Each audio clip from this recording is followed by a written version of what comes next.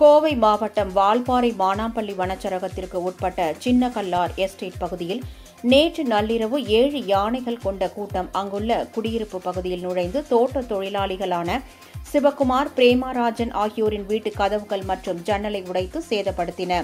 பின்னர் வீட்டிற்குள் புகுந்து டிவி, மிக்சி, கிரைண்டர், டேபிள், பீரோ மற்றும் வீட்டு உபயோகிக்கப்பட்ட பொருட்கள் அனைத்தையும் தூக்கி எறிந்து சேதப்படுத்தின. அப்போது அந்த வீடுகளில் யாரும் இல்லாததால் உயிர் சேதம் தவிர்க்கப்பட்டது. தகவல் கிடைத்ததும் விரைந்து வந்த வனத்துறையினர் குடியிருப்பு பகுதியில் முகாமிட்டிருந்த காட்டு யானைகளை அடர்ந்த வனப்பகுதிக்குள் விரட்டினர். இந்நிலையில் காட்டு யானைகளால் ஏற்பட்ட சேதத்திற்கு இழப்பீடு தருவதுடன் குடியிருப்பு பகுதிக்கு யானைகள் வருவதை தடுக்க நடவடிக்கை எடுக்க வேண்டும் என்று வனத்துறைக்கு அப்பகுதி மக்கள் கோரிக்கை வைத்துள்ளனர்.